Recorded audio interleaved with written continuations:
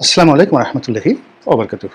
সম্মানিত দর্শক, বাংলাদেশের রাজনীতিতে এই মুহূর্তে জামাতের যে একটা কর্তৃত্ব এবং শিবিরের যে একটা প্রভাব প্রতিপত্তি শুরু হয়ে গেছে, এটা স্বাধীনতার পরে আসলে কখনো কল্পনা করা যায়নি।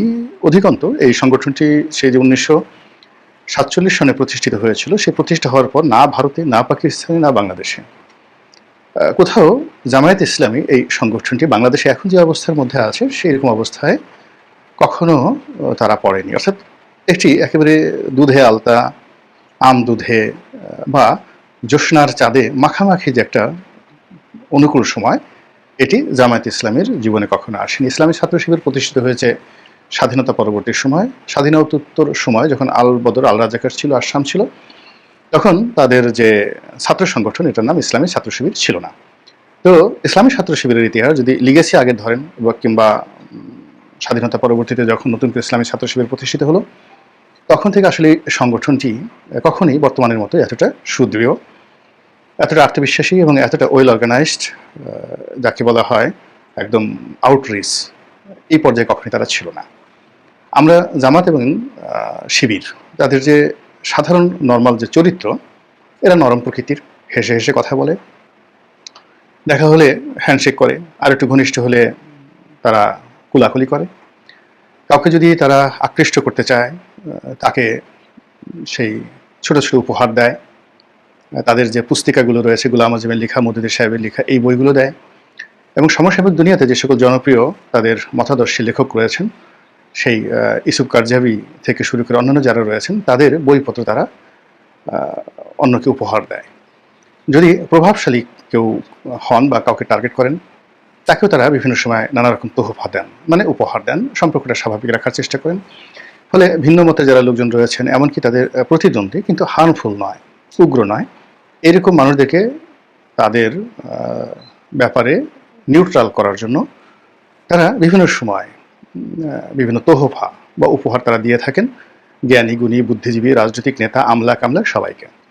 খুব অল্প লোক রয়েছেন তাদের সেই উপহার অতীতে বা বর্তমানে রিফিউজ করেছেন বা করার সামর্থ্য দেখিয়েছেন, কিন্তু বেশিরভাগ লোকই তাদের উপহার গ্রহণ করেছে। এটা হলো জামাত এবং শিবিরের একটা সাধারণ বৈশিষ্ট্য। ইতিবাচক অর্থে, নেতিবাচক অর্থে হলেও তারা একাত্তরে কী করেছে সেটা ভিন্ন প্রসঙ্গ, কিন্তু যখন তাদের বিভিন্ন জায়গাতে কর্তৃত্ব এবং ক্ষমতা ছিল কিংবা আছে, যেমন রাজশাহী বিশ্ববিদ্যালয়, চাঁপাইনবাবগঞ্জ শহরে, সাতক্ষীরা অঞ্চলে, তারপরে সাতক্ষীরা, নড়াইল, বাগেরহাট, এই সমস্ত এলাকার কিছু কিছু অঞ্চলে তাদের আধিপত্য রয়েছে, এবং চট্টগ্রাম বিশ্ববিদ্যালয় সহ চট্টগ্রাম শহরে, যেখানে শিবির নাসির নামে তাদের একজন খুব যাকে বলে অ্যাক্টিভ কর্মী ছিল, ভয়ালো, এবং যার কারণে হোক বা অন্যান্যের কারণে হোক রক্কাটা শিবির বা রক্কাটা নাসির এরকম একটা নাম এসে যায়।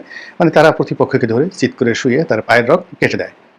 এরকম একটা দুর্নাম এবং বদনাম সেই শিবির এবং জামাতের যারা লোকজন, তাদের বিরুদ্ধে চলে আসছে। এখন হিসাব করলে হয়তো দেখা গেল ছাত্রদল, ছাত্রলীগ, তারা হয়তো তাদের প্রতিপক্ষকে দমানোর জন্য নানা রকম নিশ্চয়তা নিয়ে থাকে। এর মধ্যে রক্কাটাও অন্যতম একটা পদ্ধতি। আমাদের সেই যে ঢাকা বিশ্ববিদ্যালয়ের স্বর্ণালী দিনে এখানে ছাত্রলীগের এক পক্ষ আর এক পক্ষকে, কিংবা ছাত্রদলের এক পক্ষ ছাত্রদলের অপর পক্ষকে, কিংবা ছাত্রদল ছাত্রলীগের নেতাদেরকে আক্রমণ করে রক কেটে দিয়েছে, এরকম অনেক জলজান্ত উদাহরণ ঢাকা বিশ্ববিদ্যালয়ে রয়েছে। কিন্তু তারপরেও বদনামটা আসলে জামাত শিবিরের উপরই আছে। এটা হলো বাস্তবতা। স্বাধীনতা যুদ্ধে মুসলিম লীগ থেকে শুরু করে আরও অনেক সংগঠন স্বাধীনতা যুদ্ধের বিরোধিতা করেছে, কিন্তু মেন্টর হিসেবে জামাত শিবিরের নাম আসে। এটা হলো বাস্তবতা। এখন এই যে জামাত শিবিরের বেশিরভাগ ক্ষেত্রে তাদের যে ক্যারেক্টারিস্টিক্স, তারা মুচকি মুচকি হাসবে, তারপরে কথা কম বলবে, কথা বেশি শুনবে, কার্যত লোকারণ্যে তারা কারোর সঙ্গে দ্বন্দ্ব এবং সংঘাতে যাবে না, কারো বিরুদ্ধে বিষোদ্গার করবে না। এটা হলো তাদের বাহ্যিক রূপ। আর যেটা ফেসবুক, ইউটিউব এগুলো চালু হওয়ার পর থেকে, বিশেষ করে ফেসবুকে জামাত শিবিরের যারা নেতাকর্মী রয়েছেন, তাদের বিভিন্ন রকম যোদ্ধা রয়েছে, সাইবার যোদ্ধা রয়েছে। এই সাইবার যোদ্ধার দল শেখ হাসিনার জীবন তছনছ করে দিয়েছিল গালাগালি করে। মানে গালাগালি, নেতিবাচক প্রচারণা, হুমকি ধামকি, এই সামাজিক মাধ্যম ব্যবহার করে। এক্ষেত্রে আসলে বাংলাদেশের অন্যান্য যে সকল দল রয়েছে, তারা জামাত এবং শিবিরের যে ফোর্স, যে শক্তি, তাদের যে কৌশল, তাদের যে বুদ্ধি, প্রজ্ঞা, মেধা, অনুঘটক, সব মিলিয়ে তাদের কাছে অন্যান্য রাজনৈতিক দলগুলো জাস্ট ইনফ্যান্ট, শিশু, এবং সেই ধারা এখনও অব্যাহত রয়েছে। যেটা বলছিলাম, জামাত বর্তমান সময়ে সবচেয়ে একটা ইতিহাসের সুন্দরতম সময় তারা পার করছে। এখন তাদের মধ্যে যারাই রাজনীতির শীর্ষ পর্যায়ে রয়েছেন তারা প্রকাশ্যে চলে এসেছেন, টেলিভিশনে যাচ্ছেন, তারপরে বিভিন্ন সভা সমিতি সেমিনারে তারা কথাবার্তা বলছেন এবং অনেক ক্ষেত্রে হুমকিও দিচ্ছেন। এটা এই জুলাই আগস্ট বিপ্লবের আগে সম্ভব ছিল না। এনিওয়ে, এখন যে সমস্যাটা হয়েছে যে সাম্প্রতিক সময়ে তারা বলতে গেলে গণহারে তাদের ক্রোধ প্রদর্শন করছেন।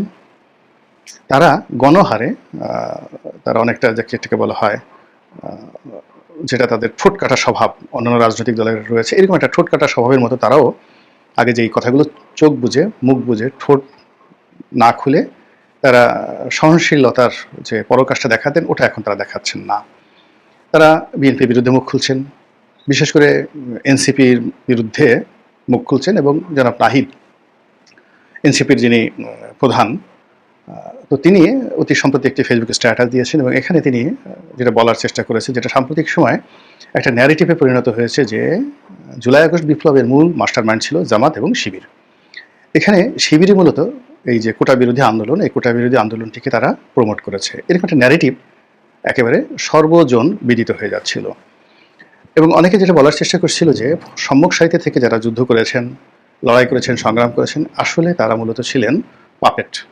পেছন থেকে জামাত শিবির যেগুলো শিখিয়ে দিয়েছে তারা সেগুলো বলেছেন, তাদেরকে ফাইন্যান্স করা, তাদেরকে মোবাইল কিনে দেওয়া, তাদেরকে প্রমোট করা, তাদেরকে সেফ হাউজে রাখা, সরকারের যাকে বলা হয় রোষানল থেকে তাদেরকে রক্ষা করা এবং ক্ষেত্র বিশেষে তাদের পরিবারকে আর্থিকভাবে সাহায্য এবং সহযোগিতা করা, এই কাজগুলো জামাত এবং শিবির করেছে, এরকম একটা কথা চারিদিকে ছড়িয়ে পড়েছে। তো এইরকম একটা অবস্থা থেকে নিজেদেরকে বিযুক্ত রাখার জন্য জনাব নাহিদ যেটা বলার চেষ্টা করেছেন যে শিবিরের একজন সভাপতি ছিলেন সেই সময়টাতে ঢাকা বিশ্ববিদ্যালয়ের গুপ্ত সংগঠন হিসেবে। তো সেই শিবিরের সভাপতি সম্পর্কে তিনি বলেছেন যে না, আসলে তিনি এই ছাত্র আন্দোলন, কোটা বিরোধী আন্দোলনের তেমন কোনো কর্তা ব্যক্তি ছিলেন না। এবং এনসিপির এখন অনেকেই বলার চেষ্টা করছেন যে শিবির সম্পর্কে, জামাত সম্পর্কে যে কথা ছিল বা যে কথাগুলো বলা হচ্ছে এগুলো সত্য নয়। এনসিপির যারা নেতৃবৃন্দ এখন যারা সরকারে রয়েছেন তারা এবং একই সঙ্গে যারা রাজপথে আছেন তারা সকলেই সম্পূর্ণ ইন্ডিপেন্ডেন্টলি, ইন্ডিভিজুয়ালি তারা এই আন্দোলন পরিচালনা করেছেন দেশ এবং জাতির স্বার্থে। তাদের পেছনে কোনো জামাত শিবির চক্রের মদত, অর্থ এবং কৌশল কিছুই ছিল না। আর এই সকল কথায় জামাত শিবিরের যারা সাধারণ নেতাকর্মী তারা একদম ক্ষোভে বিক্ষোভে ফেটে পড়েছেন। এর কারণ হলো যে জামাত শিবিরের যারা আমজনতা মানে সাধারণ নেতাকর্মী এই ঢাকা শহরে অন্যান্য জায়গাতে তারা খুব ভালো করে জানেন, আর এনসিপির যারা সাধারণ সমর্থক নয় মানে যারা নেতা তারা খুব ভালো করে জানেন এখানে দুটো বিষয় হয়েছে। মানে ডিলটা হয়েছে এনসিপির নেতাদের সঙ্গে জামাতের একেবারে তৃণমূলের নেতাকর্মীদের সঙ্গে। এখানে জামাতের কেন্দ্রীয় নেতৃত্বের চাইতে তৃণমূলটা বেশি সামনে এগিয়ে এসেছে। আবার অন্যদিকে এনসিপিতে এখন যারা কর্মী সমর্থক আছেন তাদের তো একটা বিরাট অংশ বিভিন্ন দল থেকে এসেছেন, কিন্তু যারা আন্দোলনের সময়ে এনসিপির ডাকে রাস্তায় নেমে এসেছেন সত্যিকার অর্থে তারা ছিলেন একেবারে আমজনতা। এর মধ্যে অনেক আওয়ামী লীগের লোকও ছিল। হয়তো কৌশলগত কারণে যদি জামাত ফ্রন্টিয়ার লাইনে থাকতো কিংবা বিএনপি ফ্রন্টিয়ার লাইনে থাকতো এই আন্দোলনটা হতো না। এই আন্দোলনটা হতো না বলতে এটা জামাতের আন্দোলন, যেটা তো অনেক আগেই আওয়ামী লীগ বলে দিয়েছিল যে এর পিছনে জামাত আছে। এবং সেক্ষেত্রে যদি জামাত বা বিএনপির ট্যাগ লাগানো যেত অন্তত 50% ক্ষেত্রে, তাহলে এই আন্দোলনকে দমিয়ে দেওয়া, এই আন্দোলনের উপর নিষ্ঠুর আচরণ করা, গুলি চালানো আরও মানে এটা জুলাই না, এটা তারা জুন জুলাই আগস্ট মানে জুন মাসে এটা তারা বন্ধ করার জন্য নিশ্চয়তা অবলম্বন করতে পারত। কিন্তু যখন এটার সঙ্গে সাধারণ জনতার সংমিশ্রণ চলে এসছে তখন পেছন থেকে বিএনপি লজিস্টিক সাপোর্ট দিয়েছে, জামাত লজিস্টিক সাপোর্ট দিয়েছে বা জামাত প্রথম থেকে দিয়েছে, ডাজ নট ম্যাটার, এই জিনিসগুলো সামনে আসেনি। ফলে এটা সরকারের জন্য একটা অস্বস্তিকর বিষয় হয়ে গেছে। যখন আবু সাঈদের ঘটনাটা ঘটলো তখন সাধারণ মানুষের যে আবেগ, বাঁধ ভাঙা আবেগ, কত মানুষ যে কেঁদেছে। আমি নিজে কেঁদে কেঁদে যে স্ট্যাটাস দিয়েছিলাম ওই সময়টাতে, যেটা মুহূর্তের মধ্যে ভাইরাল হয়ে যায়, কোটি কোটি মানুষের কাছে চলে যায়। তো এটার মধ্যে একটা আবেগ ছিল, কিন্তু ওটা যদি এমন হতো যে এর সঙ্গে জামাত জড়িত, বিএনপি জড়িত, হয়তো আমি বা আমার মতো যারা ওই সময়টাতে আবেগ তাড়িত হয়েছিলাম আমরা নিজেদেরকে সংযত রাখতাম। এখানে জামাত যে কৌশলগুলো করেছে সেই কৌশলে তারা সফল, কিন্তু এখন কৌশলের সময় নয়, এখন আসলে ক্রেডিট নেওয়ার সময়। এবং সেই ক্রেডিট নেওয়ার ক্ষেত্রে এনসিপির যারা নেতৃবৃন্দ তারা একক কর্তৃত্বে যখন ক্রেডিট নিচ্ছেন তখন জামাতের যারা লোকজন আছে তারা সঙ্গতের কারণে এই ক্রেডিটটা দিতে চাচ্ছেন না। এদিকে অনেকে জামাতের আমির জনাব ডক্টর শফিকুর রহমান তাকে বলার চেষ্টা করছেন যে he the Real master mind, অর্থাৎ মাহফুজ মাস্টার মাইন্ড নন। অনেকে বলার চেষ্টা করেছেন যে এখন যারা উপদেষ্টা মণ্ডলী রয়েছেন তারা কিংবা ডক্টর মোহাম্মদ ইউনূস তারা তো কখনোই এই ধরনের আন্দোলনের সাথে সম্পৃক্ত ছিলেন না। শেষের দিকে রেজওয়ানা, তারপর শেষে ডক্টর আসিফ নজরুল তারা ডিবি অফিসে এই ছেলেদেরকে ছাড়িয়ে নেওয়ার জন্য গিয়েছিলেন বা সামনে দাঁড়িয়েছিলেন। তারপর যাকে বলা হয় ঢাকা বিশ্ববিদ্যালয়ের শাহবাগ থানাতে ঢাকা বিশ্ববিদ্যালয়ের কয়েকজন শিক্ষককে নিয়ে ডক্টর আসিফ নজরুল গিয়েছিলেন।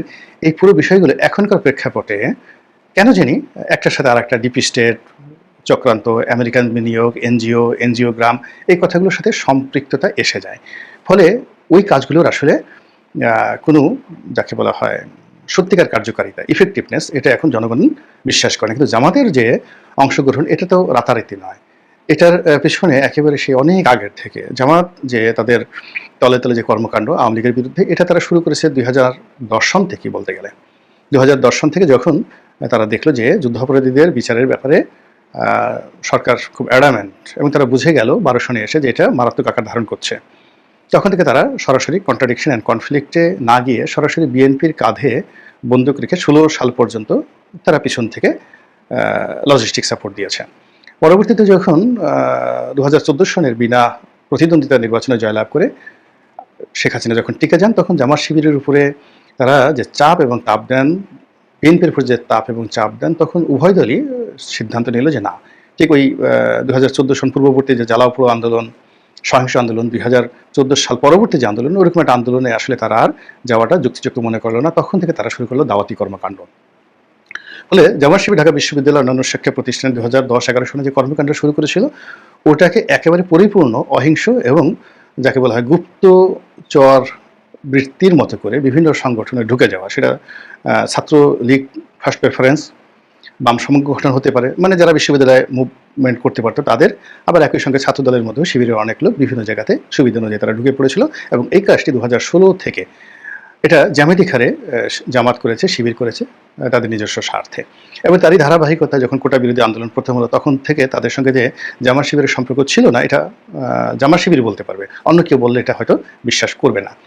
মানে জামাতি যে সুরত, জামাতি যে লেওয়া, যারা আন্দোলনে অগ্রগামীতে ছিলেন অলমোস্ট সবারই চেহারা সুরতে ওইরকম একটা জামাতি ভাব চলে আসে। তো সেই জায়গাতে এখন সবাই মাস্টার মাইন্ড হওয়ার চেষ্টা করছেন। বিএনপি সমর্থকরা বলছেন যে না, তারেক রহমান সাহেব master mind, doctor Mohammad Yunus বলছেন যে না, এনসিপি যারা লোকজন আছেন তারা মাস্টার মাইন্ড, এরকম নানা রকম যখন মাস্টার মাইন্ড নিয়ে কথাবার্তা হচ্ছে, ঠিক এই সময়টাতে জনাব নাহিদ যখন জামাত শিবিরকে একেবারে সম্পূর্ণ অ্যাভয়েড করে বক্তৃতা বিবৃতি দিলেন, তখন নানা রকম ন্যারেটিভ, কোন নেতাকে কত কী দেওয়া হয়েছে, কোন নেতাকে কীভাবে গোপন রাখা হয়েছে, কোন নেতাকে কোথায় আশ্রয় দেওয়া হয়েছে, এই কথাগুলো জামাত শিবির মুখ ফসকে তাদের যে প্রথা গত যে চরিত্র অভ্যাস রয়েছে তার বাইরে গিয়ে তারা অনেক মন্তব্য দিয়ে ফেলছেন। তো এই জিনিসগুলো চলতে থাকবে এবং এটা আরও বাড়তে থাকবে। আমি এখানে শিরোনামে যে শব্দটি ব্যবহার করেছি আয়াতুল্লাহ, আয়াতুল্লাহ একটা উপাধি যেটা ইরানে ব্যবহৃত হয়, ধর্মীয়ভাবে এই শব্দটি ব্যবহৃত হয়, কিন্তু এটার একটা রাজনৈতিক প্রেক্ষাপট 1980 সনের পর থেকে এরকম যে এরকম যারা নেতা তাদেরকে আয়াতুল্লাহ বলা হচ্ছে, সর্বোচ্চ নেতা, ধর্মীয় নেতা। এখন ইদানিং অনেক আধ্যাত্মিক নেতার অভ্যুদয় হয়েছে রাজনীতিতে, সকল রাজনীতিতে। আওয়ামী লীগেও দেশের বাইরে থেকে অনেক নতুন মুখ দেখা যাচ্ছে, বিএনপিতে নতুন মুখ দেখা যাচ্ছে পরিবর্তিত পরিস্থিতিতে, এবং সেই পরিস্থিতির কারণে বিএনপি সে 2006 থেকে আজ অবধি যারা রাজপথে ছিলেন তারা অনেকে ছিন্ন বিচ্ছিন্ন হয়ে গেছেন এই নতুনদের দাপটে। তো একই অবস্থা এনসিপি তো শুরু হয়েছে। এই দাপটের মধ্যে গিয়ে জামাত যদি তাদের সেই যে গুপ্ত সময়ের গুপ্ত কর্মকাণ্ড, যেগুলো ডকুমেন্ট তাদের কাছে আছে, ছবি আছে, ভিডিও কল আছে, মেসেজ আছে, তারা যে তোহফা দিয়েছেন সেই তোহফার রসিদ পর্যন্ত রয়েছে, এগুলো যদি সামনে চলে আসে তাহলে অনেক চান্দা ভাই, অনেক চান্দা বোন, অনেক চান্দা ভাবি, তাদের পরনে কাপড় থাকবে না, ওড়নাও থাকবে না, শরীরে মাথায় হিজাব থাকবে না। এই অথবা যারা পুরুষ রয়েছেন, যারা নিজেদেরকে আধ্যাত্মিক মনে করেন, আয়াতুল্লাহ মনে করেন, তাদের ব্যাপারেও যদি জামাত মুখ খুলে, তাহলে এই রাজনীতির ময়দানে যে কাদা ছোড়াছুড়ি হবে, যা কিনা এই বিপ্লবী যে যোদ্ধা যারা রয়েছেন, গণ অভ্যুত্থানে যারা নায়ক রয়েছেন এবং সরকার রয়েছেন, তারা বিব্রত থেকে বিব্রততর হতে থাকবেন। মহান আল্লাহ আমাদের সবাইকে হেদায়েত দান করুন এবং হেফাজত করুন। আসসালামু আলাইকুম ওয়া রাহমাতুল্লাহি ওয়া বারাকাতুহু।